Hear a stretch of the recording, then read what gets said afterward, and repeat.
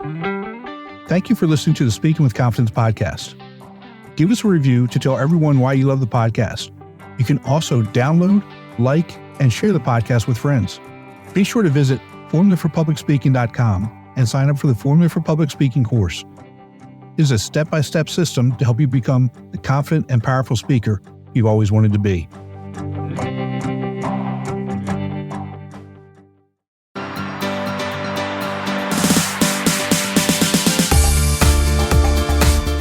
Welcome to Speaking with Confidence. The podcast is here to help you unlock the power of effective public speaking. I'm your host, Tim Newman, and I'm excited to take you on a journey to become a better public speaker. Today, we have a special guest who's on a mission to help people cut through the noise and find what really works in the world of self-improvement, mindset, and personal growth. Aaron Parry is passionate about helping others navigate the challenges of life, staying resilient through setbacks, and fostering a community built on genuine success. With a focus on real-world results and belief that anyone can achieve personal and financial freedom, Aaron is here to share his journey, insights, and practical strategies to help you elevate your mindset and take control of your future. Aaron, thanks so much for taking some time today and welcome to the show. Thanks for having me on, Tim. It's a real pleasure to be here. You know, you and I talked, and we've got a lot of things in common. And first things I told you was what really attracted me to you when I saw your profile was the name of your podcast, and that's what? They Not Like Us. They Not Like Us. I love that. It's catchy, and I really like what you're doing with that. But before we actually talk about your podcast, why don't you go back and kind of tell us about your journey and how you've evolved and learned how to deal with some setbacks and some personal struggles that you've had. Oh man, I'll go through my upbringing and stuff first. So I had a pretty good upbringing. I was very fortunate. I had hardworking parents. In my teenage years, my father worked away a lot. So he wasn't really around, didn't really have a father figure because he was away constantly. But for the benefit of the family, really sacrificing to earn money and do that. But I struggled through my teenage years with not having a kind of a male role model, really. I got to 18, left school. I did okay in school, but average, got some qualifications. I went to live in Portugal for 18 months to kind of experience life outside of the South Wales valleys where I grew up. Spent 18 months out there, did a bit of working in a bar, working in a restaurant, a bit of a club rep, kids club rep. So kind of really pushing myself out of my comfort zone and having to socialize with people, put myself out there in front of people in all these different ways as a young lad. So that really helped me bring me forward. I came back to the UK after 18 months there, and I spent probably... when did I get back? I got back 2005. So I spent 4 years just job hopping, really, tried everything. Jobs and nothing was doing it for me. Didn't enjoy anything. Everything was just not capturing my attention. I just wasn't interested enough in anything, wasn't passionate enough. So I was just wasting my time, going out drinking, doing all the usual young lad stuff. Until 2009 when I joined the Royal Air Force, and that really opened up some doors for me. Again, pushed me out of my comfort zone. They really worked on, among other things, public speaking. They were really big on us, giving presentations, being able to speak in front of people, being able to deliver a message appropriately, and get enough detail across that people could, use that, because that's what you need in a war zone, essentially. The right information delivered in a way that people can understand. So I did that for 10 years, had my daughter. And because I had my daughter, or she was on the way, I left because I didn't want to be a weekend dad, be away all the time and be overseas all the time. So I left and became a frontline police officer. So again, more dealing with people, more having to, get your message across, try to deal with, some difficult situations, some difficult people.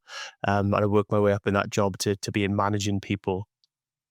So it's been a mixed mixed journey of what I've done. I've done a bit of everything, and I've often pushed myself out of my comfort zone. But throughout that journey in the background, which I have not mentioned yet, is I've always wanted more. I've always wanted to achieve something more. So I've always been trying to start businesses on the side.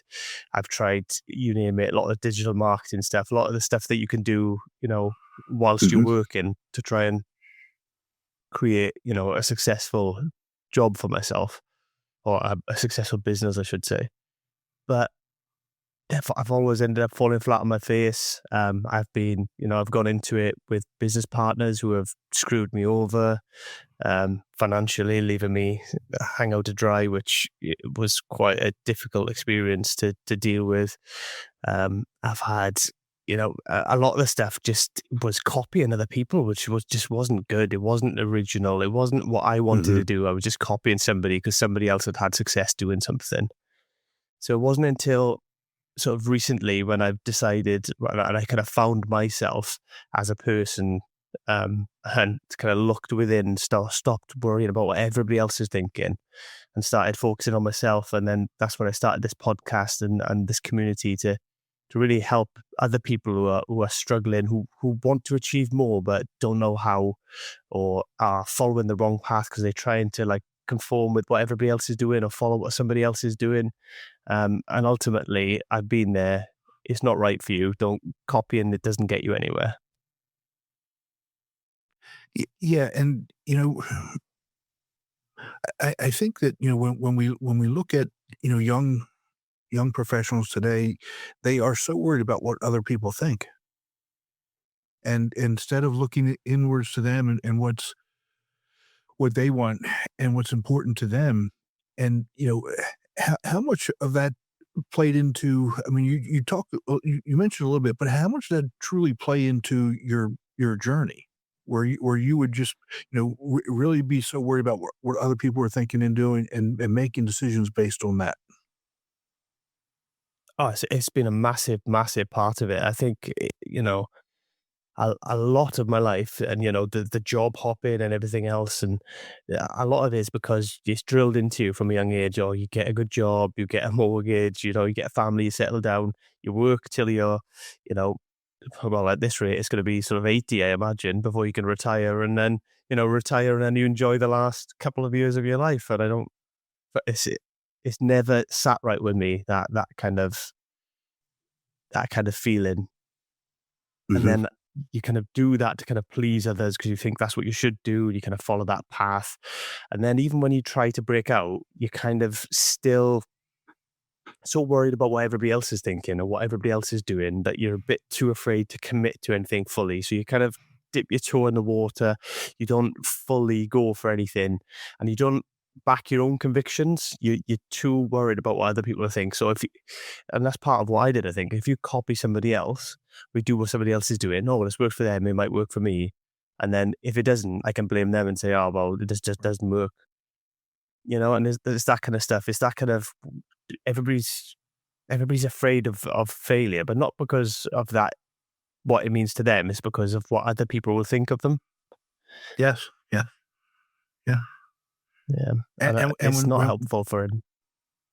no, go ahead. Go ahead. I was just saying it's not helpful, and all it does is hold us back. And the sooner I mean, it took me 39 years to realize, that actually looking inside, finding who you are, what you want, and trying to commit to that, regardless of what anybody else thinks or if they support you, whatever else. Because I have this. I stole it from somewhere, but I can't remember where I stole it from. But it's the with or without you kind of energy. So Mhm. you decide you're going to do something. If people want to come with you on that journey, then great. If they don't, I'm going to do it anyway. And that's the kind of energy that you need to be successful in your life and to give yourself the life that you want, really. Yeah, it's so important because, when you're so worried about what other people are thinking and saying, you it holds you back, so that you can't give, your best effort, your 100% effort, or your attention to that, because you're really holding back. And once we figure out how to let that go, and like you said, just jump in and do it, and give it your all, give it everything that you've got, and and then let the chips fall where they fall. Yeah, and you know what? I've had some whopping failures. I've lost a lot of money. I've, been embarrassed, and you know what? It all just works out in the end anyway. It goes away. That stuff goes away. It doesn't last forever. Even if you do have these failures, if you do have these issues, and most of it is the attitude that you approach it with, and the attitude that you continue with after if it does fail. Right. So talk a little bit about that. The attitude that you um, continue with when you fail, because again, I don't know anybody who's successful that hasn't failed somewhere along the line, right? I mean, because it it's it's not you're going to just go out there and be great. I mean, everybody's going to fail. I mean, look at some of the biggest companies in the world. Um, Amazon, which I mean, you can get anything you want on Amazon in 24 hours now. But when Amazon first started, they were bleeding money for years, millions of dollars a year. I mean, in the red.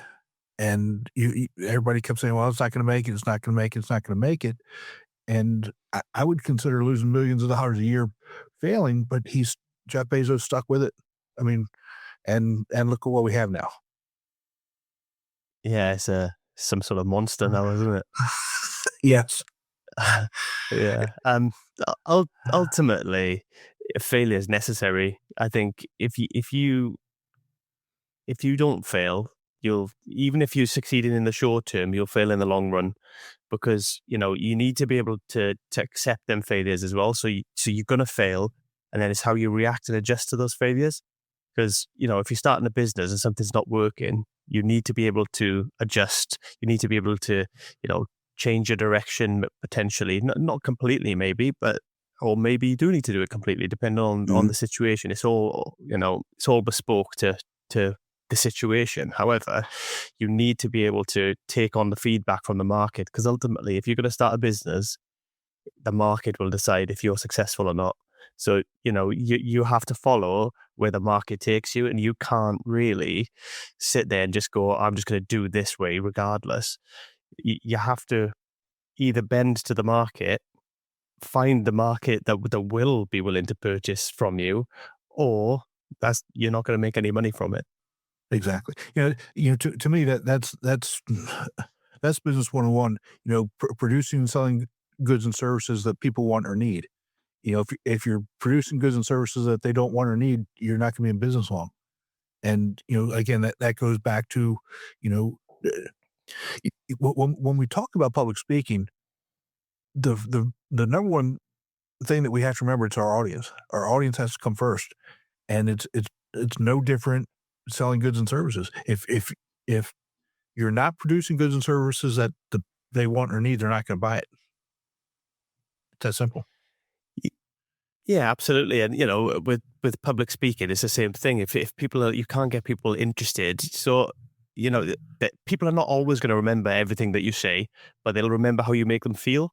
So it's really important, when we're out there, but we're trying to make them feel a specific way. Because if you can evoke emotion in somebody when you're talking to them, that they'll be hooked, and that they'll remember you fondly, even if they don't necessarily take all of the message in, and they'll probably come back to you again, or they'll probably listen to you again.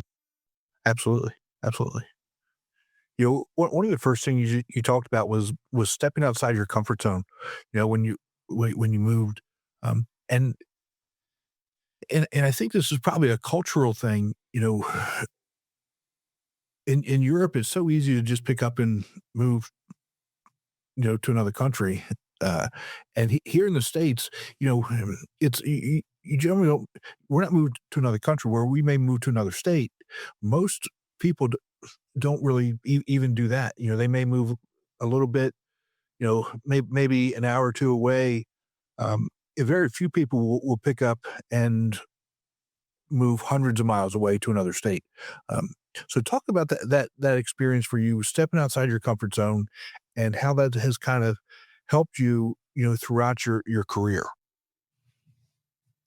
Oh, it's been massive, and you're definitely right. It's the same. It's actually the same in the UK, where a lot of my friends I grew up with, I think it's only me and one other friend that's actually moved away or gone anywhere, done anything remotely similar to this. So a lot of people just stay in that little comfort zone, in that little bubble where they grow up and they work in the same area, they live in the same area, they're the same friends, same family, and they never, expand their horizons. Um, and don't get me wrong, when I did step outside my comfort zone, when I went to live in Portugal, I was actually 17 when I left. So I was still a young lad, gone away from, lived with my parents or up until that time. Good to live away. It was scary. There was fear there. But I did it anyway because what I wanted was bigger than the fear. And, I think that's the thing is the fear is always there. You've got to just be willing to step and do it regardless, because you've got to look at the bigger picture. You've got to take a step back and think, what's this going to bring me? So I did that. I'm glad I did it when I did do it, because that's then it kind of set that tone. So that I've been willing to do that throughout my life. I've been willing to put myself in situations where actually I'm not comfortable. Even public speaking, I struggle at the start, not being comfortable. It's the same with everything I did when I joined the military. When I did my initial training, I wasn't comfortable. It was difficult, but I found that every single time I've put myself in a situation like that, I've grown as a person and I've developed more skills. I've become more robust, and generally my life's become better as a result of it. That's so important that I hope our audience really leans into and listens to. The more you step outside your comfort zone, the more you get comfortable being uncomfortable, the better off you're going to be. The more you're going to learn, the stronger you're going to be, and the benefits are going to be not only exponential, but like you said, they're going to last so much longer. You went away at 17. I graduated high school and I joined the military. I mean, that's what I did. And, I had the summer off and, went into base training in the fall. And as an 18-year-old, you think you know everything in the world until you get on the bus and you get off the bus and you've got these these grown men yelling at you. And now all of a sudden you have to go from a kid to a grown man, and it means something. So again, stepping outside that comfort zone, what that's done for me is I wouldn't be where I am now had I not done that. It's kind of those same things. I'm kind of in the same boat as you. I've got a lot of friends from high school still live in the same area. We're so the day that we're actually recording this, there's a high school reunion back in my hometown for a football team that I played on that went to state championship. Everybody's there. I'm obviously not, but I mean, all my friends, they live there, they're doing that. And again, some of them have gone on to do great things and some have moved away and come back and those types of things, but very few of us actually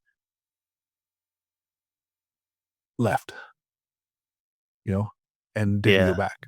And so it's, I harp on it a lot, the importance of stepping outside your comfort zone and getting comfortable being uncomfortable. But, you're the living embodiment of what that can do and how that can actually, change the trajectory of your life. Oh, absolutely. It's something, and the military is brilliant, isn't it, Tim? Let's be honest. It's because they will constantly push you to get the best out of you and to make you the best person that you can be. So I've had some great experiences in the military, even with the kind of the social elements where they've taken me off skiing, they maybe jump off 50-foot cliffs. Where we've done all sorts of stuff that I never ever would have done if I hadn't joined the military. And it's all stuff that's made me uncomfortable, and it's all stuff that's made me grow as a person. And I think it just gives you some sort of resilience as well, which I've brought to my life. And, it's been invaluable really, because especially in nowadays and age, you see a lot of people who, just really struggle with the stress of day-to-day life.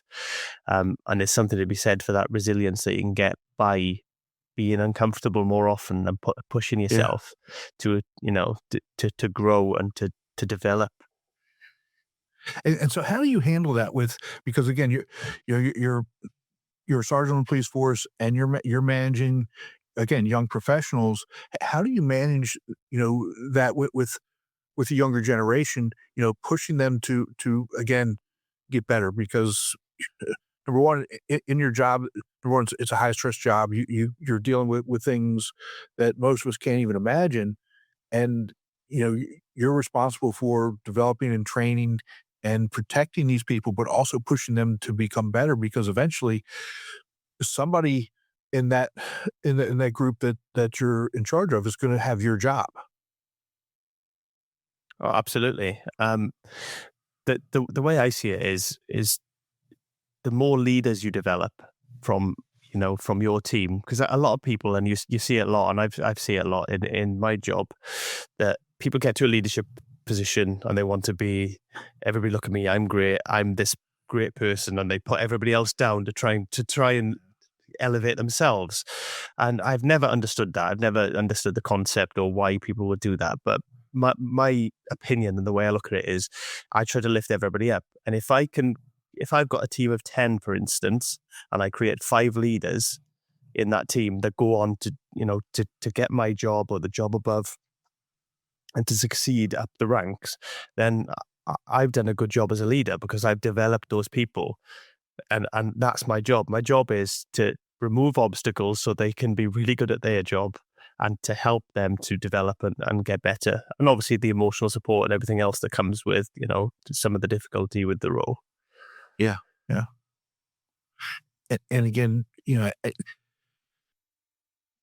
when you look at when you look at leadership, you mentioned it, that I don't understand how you're an actual leader if you're putting other people down and stepping on them to advance yourself. That to me isn't a leader at all. But again, we see that a lot, and maybe this is where I put rose colored glasses on, that maybe we're not seeing that as much as we used to, and and maybe that we're starting to understand more about human behavior uh, and leadership training, and what especially the younger generations actually need to become better, to become more resilient. Uh, that maybe we are kind of turning the corner.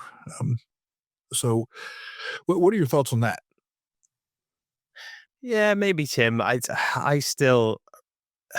think public service, whenever you work in a government role, I think Yeah, that they always lag behind the private sector. The private sector kind of has the incentive of the financial gain to continue to evolve and get better, and then the public sector kind of follows it behind, kind of gets dragged up behind, and kind of we always find that we are sort of 10 years behind, really. But um, I think there's a lot to be said about the difference in generations. So you get the leaders that move up and become the older generations, and then they're not quite they don't understand the younger generation, that they don't take the time to understand. So a lot of what I do in the leadership role is try to understand where they're coming from, their perspectives, their backgrounds, that kind of stuff. Because if I understand them and what makes them tick, actually I can manage them better, because I can't manage them the same way I would manage, somebody from my generation. And I have, people within my team who are, different generations, and I have to treat them and manage them differently because they respond differently to different things. But I think a lot of I'll put it in inverted commas, the old school managers just have this one way. This yeah, is my way. This is what we're doing, and that doesn't really work, I don't think, in a modern society. yeah. And I look at that and I take that a step further, because again, I come from a sport industry background, and if you look at coaches, coaches when I was younger, it was this is the way we're going to do it. You know, barking orders, yelling, and again, that worked for me. It it was fine. But if you look at the younger generations now, you they're not gonna respond to that. and you're not going to get the best out of them by by going that route. I mean, you know, you've got experience, coaching high level rugby clubs, right? Taking care of, um, uh, not the top level, but just under that in a lot of the community programs. What do you see? What did you learn from the younger generation when you served in that role? Oh, that honestly, it was really challenging. So I coached. So it was Northampton Saints Community Department. So I coached kids from sort of starting out, sort of under nines, sort of 7 and 8 year olds, up to the academy kind of. Those on the border of getting into the academy at sort of 16, 17. Um, and it was difficult at the start. It was really difficult to try and, understand, what made them tick and how to get the best out of them, or how to be the best for them, really, I'd say, actually. But what I found is I actually let them run a lot of the sessions. So I would come in and I would give them options. So I wouldn't come in and dictate and say, we're going to do this drill, we're going to do that drill, we're going to do this drill. I would come in with a number of ideas of my own, and I'd say, right, this is what we want to achieve. Say, if we were working on passing, this is what we want to achieve.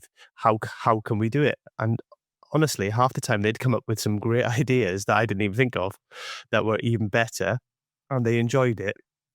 And I'd always make it sort of game related. So it's because, the younger generations, they love, but I think we all do, actually. I say the younger generation, we all like, it to be a game, to be a bit of fun while we learn, rather than just, I always used to hate just doing drills, just boring drills. There's a place for it, don't get me wrong, but I used to hate doing it over and over again. So I always kind of leaned on them to try and find out what they enjoyed. So I try and find out, if they liked a particular computer game and stuff like that, if they, always like common between them all, if it's Minecraft or something like that, we'd try and build a rugby game around that concept, that idea.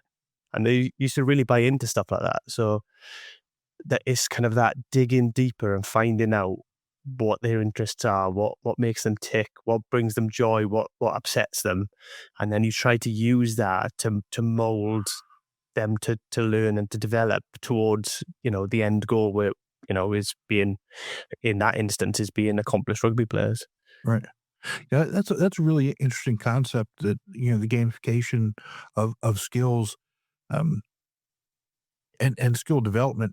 And I think it's, yeah, just listen to you. I think you did a great job of saying, okay, you know, you didn't just give them, we can do whatever we want. You said these are the skills that we need to learn. This is what we need to accomplish. This is where we want to be. How do you want to get there? And give them some ownership in that. That's uh, the younger generations, really do buy into that. It's I look at maybe from being a parent's perspective. You've got a daughter. I've got grandkids now. Um, I grew up. You're going to do this because mom said so. Dad said, why? There was no why. You didn't ask why. I mean, you may have asked why once or twice, and then you learned, okay, we're not asking why. Um, and you know what? I've got a 4-year-old granddaughter right now, and there we spent some time with them a couple weeks ago, and she kept asking why to my wife, and I kind of jokingly said to my wife, I said, "You don't tell her why. You tell her because because G said so. This way we're doing it because G said so." And she said, I'm not doing that. We can't do that to a 4-year-old." I said, I know, but you've got to find a better way to communicate your why with her. Otherwise, she's going to continue to ask why. Just tell her. Um, and at 4 years old now, if you think about it again from that perspective, I think they are so much smarter today than my generation was, or maybe your generation was. Uh, and so if we don't start to evolve and start to figure out how to connect with them, then we're it's not them that's going to be in trouble. It's going to be us that's going to be in trouble, because we're not going to have anybody to fill in and do the things that need to get done to grow into leadership positions and produce the goods and services that we need as a society to evolve and grow. Absolutely, Tim. And, we're terrible for it because I do it as well. Well, when I was a kid, I say that it's the same thing it's the same thing, isn't it? When in work and they go, why are you doing something that way? Because we've always done it that way. It's such a terrible way to look at things, and Mhm. it just halts progress and evolution. And what we should be doing is looking to the younger generations to learn from them, really, and see how we can adapt and get better and improve ourselves. And like I said, that's part of what I try to do with the coaching, because I just think it's really important to get in. And I also think that it's not just kids; it's all of us. So I think if we have something, an idea that we're invested in, something we've been a part of creating, something that we feel more a part of it than somebody just telling us you have to do this. Why? Because I said you have to do it.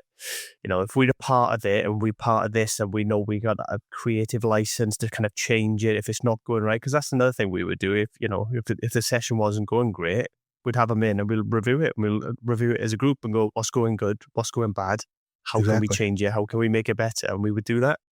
And I think you get so much more buy-in from the kids doing that and the people doing Absolutely. that. And it also translates. So when they were on the field and they were playing, because coaches have this thing, they micromanage training sessions, but when there's a game, there's nothing you can do. They're out in the field and they got to do it for themselves. So I always try to get them to do it for themselves in training, because if Mhm. they can do it for themselves in training, that's the habit. So they'll then do it on the pitch. So they'll go out, they'll play. If something's not going well, they'll get together, they'll have those little quick conversations, in between plays, and then they'll be back trying to fix it. And it's building that mindset into them and that kind of thought process into them, rather than prescribing exactly what they need to do all the time. Exactly. Exactly. You and as you think about that, what kind of role do you think community plays in personal and professional success, and how can young professionals actually build that supportive network? What um, if you're playing on a team, that's one thing, because you've got that network, because everybody's going through the same thing together. You're going through practice, you're going through training, you're going through the games, you're going through the season together. But when you step outside of that, how can um, young professionals build that network? That that is a very difficult thing to do, Tim, I think, personally, because we all get tied into our kind of friendship groups and our family and everything else. So we have these pre-built support networks. And unfortunately, and I've said this before, we all kind of we grow up, go through school and life, where people kind of put us in categories. We kind of try and fit in with groups, and then we get put in these categories, and then we do that and we get stuck in those categories all the way through school, and a lot of the time beyond.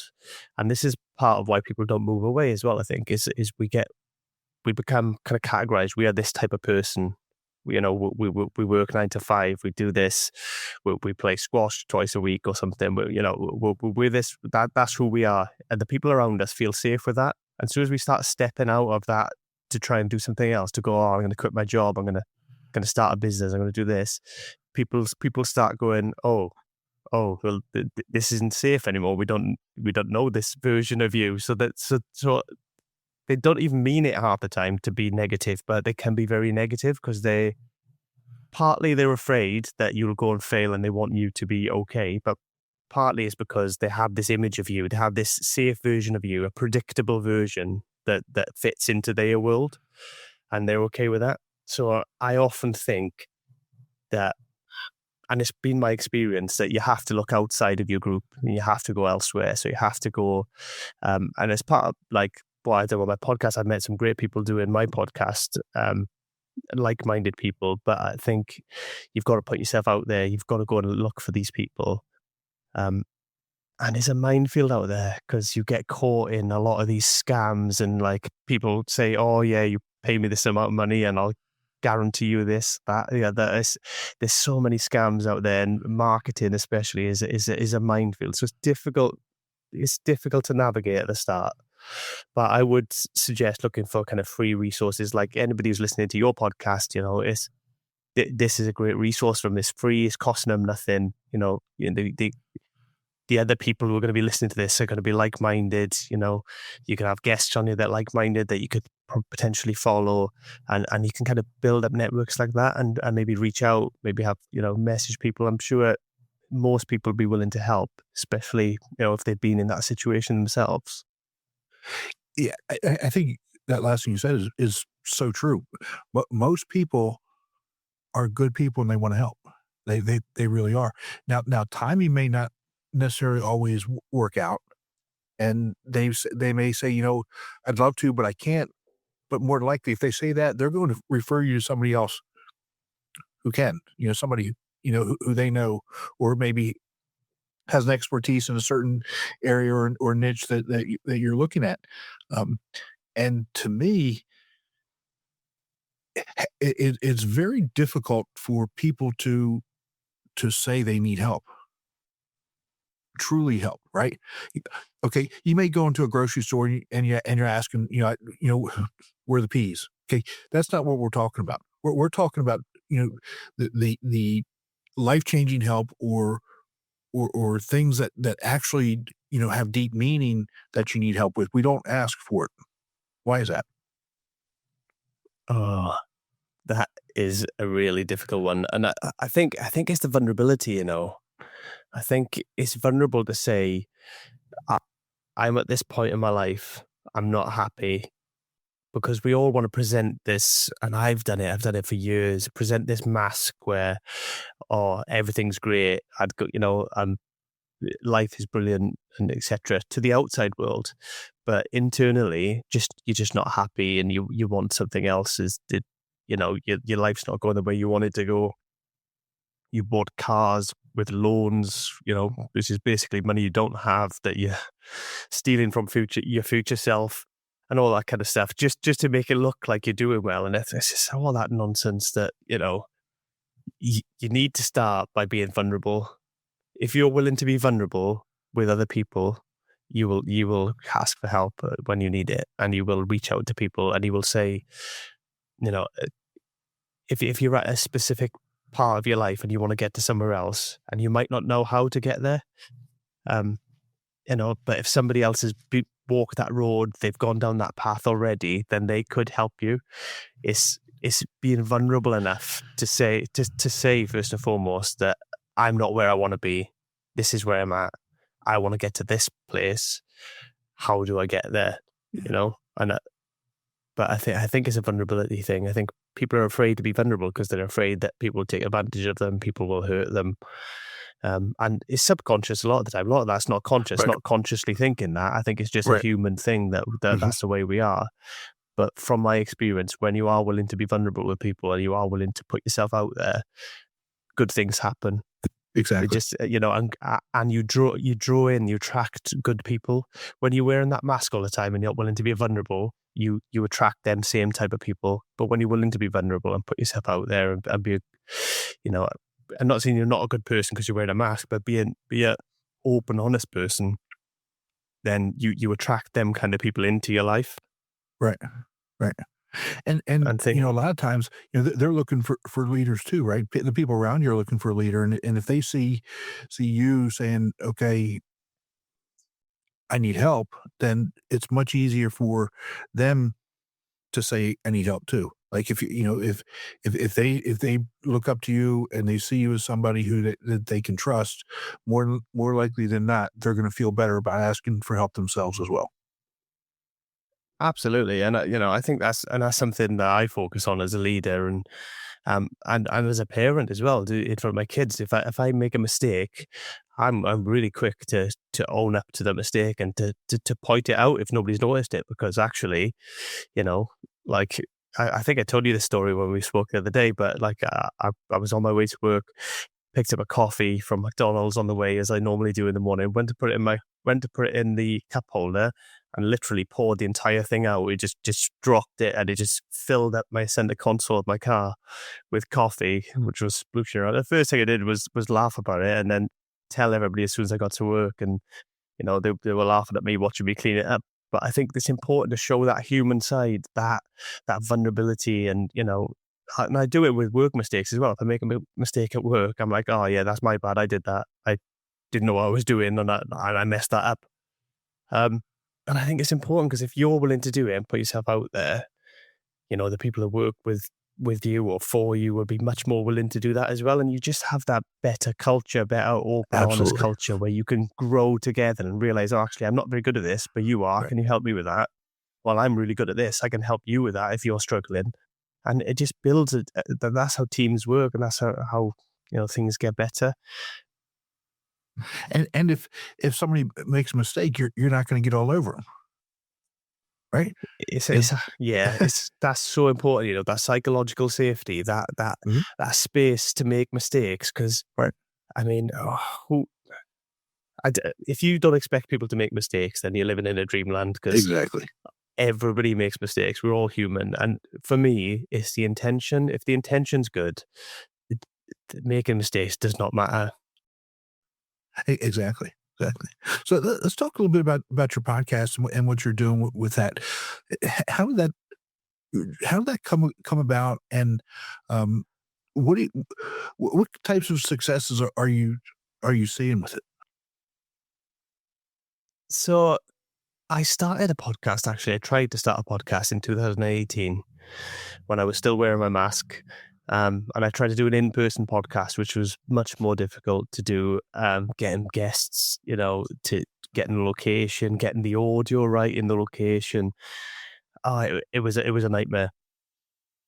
So that didn't last very long. I think I did 2, maybe 3 episodes, and I kind of binned that off, disappointingly. I've come back to it recently in the last year, doing this kind of format where I'm just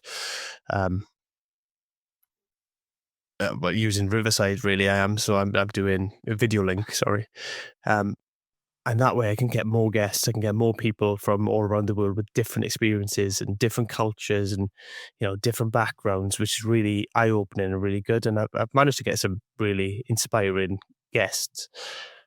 And as much as it's for everybody else, it's also for me. I'm learning a lot from it, from speaking to to great people, and speaking to people like yourself. I'm going to have you on the show, Tim, aren't I? Yes. Yes. So Soon. yeah, so speaking to people with all this great life experience and great things, it's really helped me, and it helps me kind of process things, helps me think about things, because I think a lot of the time we keep so much in, especially. I don't want to be too general, but especially as men, we're terrible for kind of keeping our emotions, our feelings, our thoughts in and not talking as much. And these kind of deeper conversations really kind of force you to think and force you to, explore yourself a little bit and, share a bit more. And I do find every kind of podcast, I tend to open up a little bit more, I share a little bit more, and Mhm. it's just a bit more and more freeing every time. And I just hope that example that is I set by being open, being free, by my guests being open and free, and sharing some of them sharing some really difficult, difficult dark moments that they've been through. I hope that will inspire and help other people to have that vulnerability and to come forward and to start, approaching the world in that way. Yeah, and I know that it does. As I've gotten, deeper into doing podcasts, and um, we talked about I do a different one that's very different than this. It's still interview based, but it's very very different than this. I don't know how doing something like this and having the guests on that we have on. I don't know how you not learn something from other people in different cultures. I mean, because if number one, if you're not learning if you're not learning from those other people, then why are you even doing this? And it you're not really helping your audience either if you're not learning something, because we should be taking what we're learning from our guests and evolving to become better at our craft and better thinkers and better understanding of the way different people think, uh, w- um, their cultures, the way they process things, all those things really you know come into play. So again, I don't know how we if you're really doing this for the right reasons, I don't know how you'd not learn something from all these people. Really. Oh, definitely. And I think, we can all, especially with social media now, we have these little echo chambers, they call them, don't they? Where we follow all very like-minded people. And it's good to have a different mix of people on and, challenge your thinking sometimes and, not have that confirmation bias where you're constantly just reinforcing the same ideas over and over again, where actually you're looking at other people and you're asking the questions to think, well, maybe there's another way to do this. Maybe there's, and Absolutely. out of all the guests I've had on, all of them have had interesting lives. All of them have, overcome adversity and have their different ways to, deal with it, and the different ways that they've come through it, the different ways to be resilient and, to help their mindset or to take the pressure off and enjoy their well-being. And they're all different. So for me, there's always, there's more than one way to skin a cat, as they say. So Absolutely. there's lots of different ways that you can get there. And, I think having lots of different people on, you can kind of take little bits that you like from everyone and see what works for you and use. And that's kind of what I've done. My coping mechanisms and the way I am is lots of different bits that I've stolen from other people, really, I like that works for me, I'll use that. And some of it doesn't, but, it's still great to have that idea and to even like try things. And that's how we get to where we want to go, really. Yeah, exactly. And, again, just to take that one of those points there, I spoke with somebody yesterday, who lives in Canada now, but he's Israeli. And one of the things that he does, before he goes on stage to do his public speaking, he does this thing called box breathing. I've heard it before, but I didn't really know what it was. And he told me about how it works and how you can take um, your breaths per minute from like 12 down to 3, and what that does to your heart rate, and how that, calms your body down. And those types of things can be used not only when you go out for public speaking, but any other time that you're in a stressful situation, to be able to control your emotions, to control your heart rate, control your thinking, so that you can actually start thinking clearly and make better decisions. Absolutely. Breathing is really, really powerful. Yeah. People use it for lots and lots of different things. What is the box breathing method, Tim? Is that like is that the 4-7-8 method, or is it different? So and I'm, if I get it wrong, internet, please, don't jump on me, but it's, um, you inhale and hold it for 5 seconds. Oh, I know no, of no, no, one no, that is a 4-second inhale, 7-second yeah, hold, and then an 8-second exhale. It's I imagine it's similar to that. it's very similar, and I got to go back and look at what he said, but it's 4 or 5 second intervals. So total of 20 seconds, and you end up breathing, um, 3 times. So maybe it's inhale for 5 seconds, hold it for 5 seconds. Yeah, that's what it's inhale for 5 seconds, hold it for 5 seconds, exhale for 5 seconds, and hold that before you inhale again for 5 seconds. Cool. Yeah, the So, the breathing stuff is so powerful, and so for some reason, your breathing just kind of brings calm to your mind when you control your breathing, you focus on your breathing. Because when you are focused on your breathing as well, you're not focusing on anything else. right. You because I don't know what other people are like, especially if you're gonna do some public speaking. I imagine that their minds are like mine, will just constantly go and think of the worst case scenario, thinking of this, thinking of that. And you just need to bring some quiet to that mind, really, and bring some calm to it, especially before any sort of public speaking and before any sport stuff. I always used to do visualization, so I'd take some time, I'd focus on my breathing, and I'd focus on what I'm going to do, how it's going to go, and just think of the positive stuff all the time, so that when I get up there, I'm in that kind of positive mind frame, that kind of good place, really. Yeah, yeah. Well, that's awesome. Is there anything else that we haven't talked about that you want to share with the audience? I think just to continue with public speaking, I think because obviously I've not said too much about it, and I'm conscious of that. But I think a lot of it is when we go on and when we talk and we're public speaking, we think about ourselves a lot. Mm-hmm.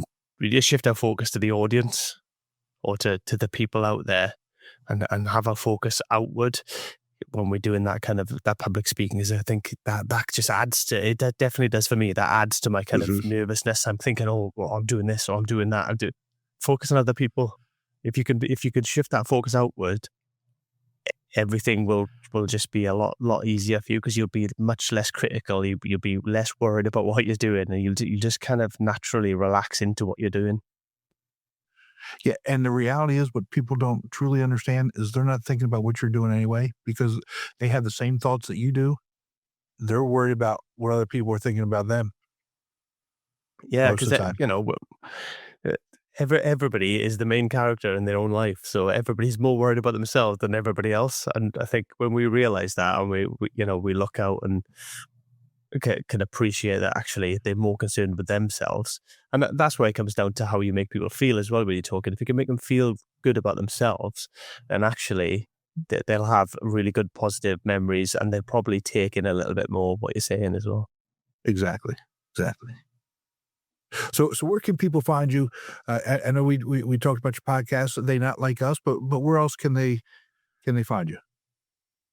Yeah, so my podcast is on all the major platforms like Spotify and Apple Podcasts and YouTube.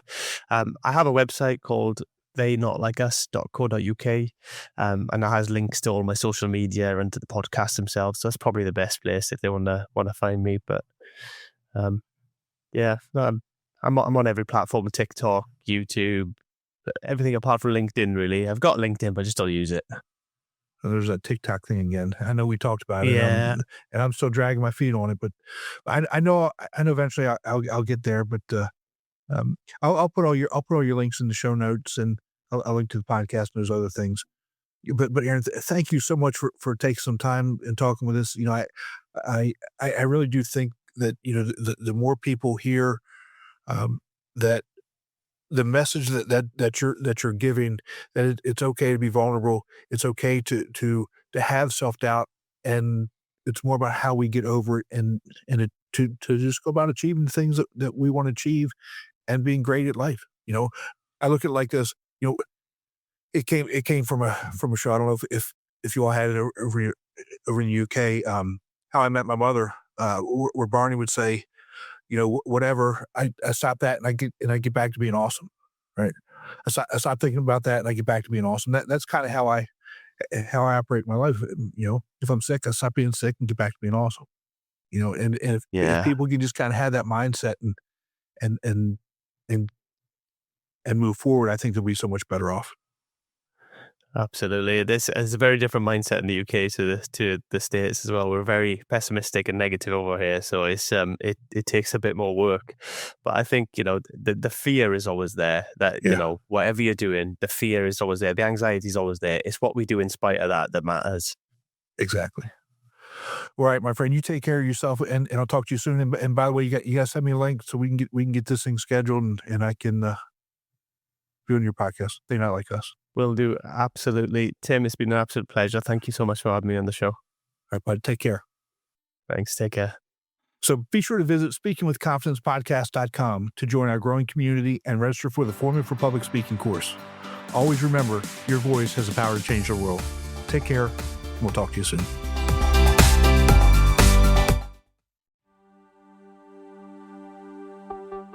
I hope you enjoyed the latest episode of Speaking with Confidence.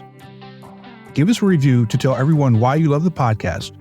You can also download, like, and share the podcast with friends. Be sure to visit formulaforpublicspeaking.com and sign up for the Formula for Public Speaking course. It's a step-by-step system to help you become the confident and powerful speaker you've always wanted to be.